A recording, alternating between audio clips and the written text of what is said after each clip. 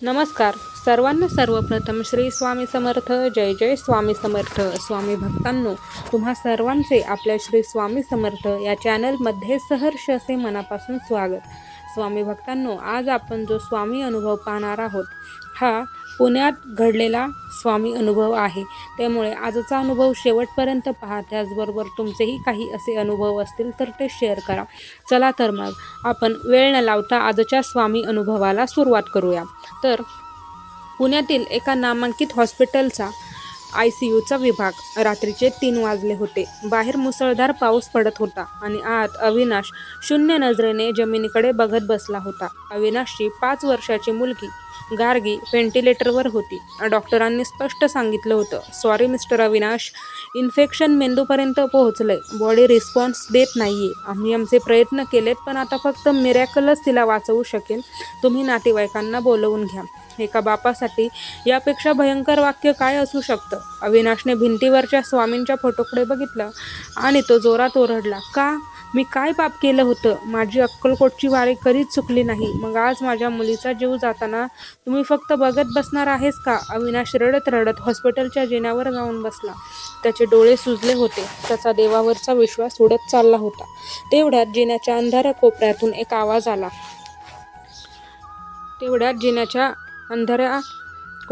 आवाज आला.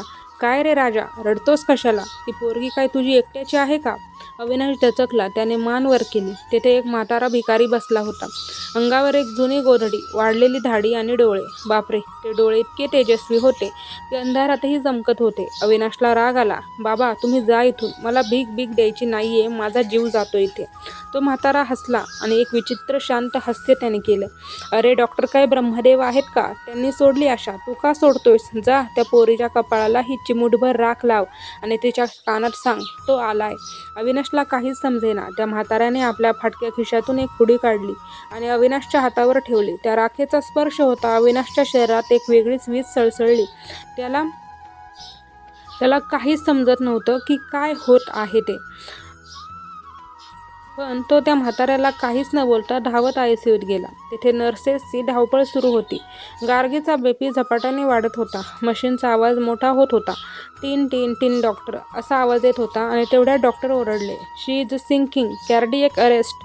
अविनाशने कोणाचीच ऐकली नाही. तो थेट आत घुसला. डॉक्टरांनी अडवण्याचा प्रयत्न केला, पण अविनाशने ते राखीची चिमूट गार्गीच्या कपाळावर लावली आणि तिच्या कानात जोरात ओरडला, गार्गी, गार्गी उठ, तो आलाय, स्वामी आलेत. आणि त्याच क्षणी ज्या मशीनची लाईन फ्लॅट झाली होती त्यातून एक बीप असा सलग आवाज आला. टीन असा आवाज आला आणि अचानक तिथे एक जोरात बीप असा आवाज आला. डॉक्टर थबकले. सर्वांचे डोळे मॉनिटरकडे गेले. हृदयाचे ठोके पुन्हा सुरू झाले होते. 70, 80, 90. जी मुलगी गेल्या 48 तासांपासून कोमात होती, तिने अचानक जोरात श्वास घेतला आणि डोळे उघडले. तिने शी आवाजात हाक मारली, बाबा. डॉक्टर अवाक झाले. दिस इज इम्पॉसिबल. हे मेडिकल सायन्सच्या पलीकडचे आहे. अविनाश आनंदाने वेडापिसा झाला. तो धावत बाहेर आला त्या म्हाताऱ्या बाबांचे पाय धरण्यासाठी. त्याला सांगायचं होतं की बाबा, तुम्ही देव आहात, पण तो जिन्यावर आला आणि थिजला. तिथे कोणीच नव्हतं. जिन्याचा दरवाजा आतून लॉक होता. तिथे सिक्युरिटी गार्ड झोपला होता. अविनाशने त्याला हलवून विचारलं, काका, आता इथे एक म्हातारे बाबा होते, गोधडी पांघरलेले, कुठे गेले ते? गार्डने डोळे चोळत सांगितले, साहेब, डोकं ठिकाणावर आहे का? गेल्या 3 तासापासून हे गेट बंद आहे. इथे चिटपाखरू पण आलेलं नाही. अविनाशला विश्वास बसेना. त्याने आपल्या हातात बघितलं.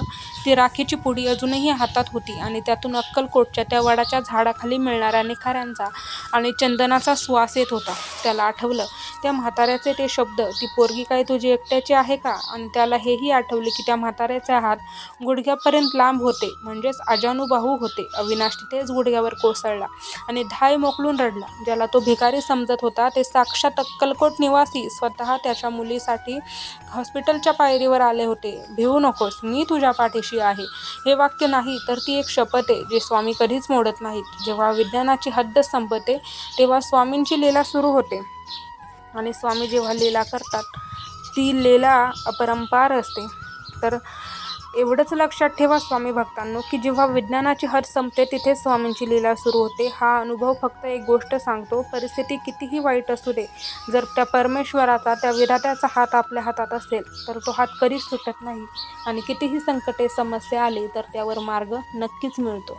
चला तर मग आजचा अनुभव तुम्हाला कसा वाटला ते कमेंटमध्ये सांगा. त्याचबरोबर स्वामी भक्तांनो, तुमचेही काही असे अनुभव असतील तर शेअर करा.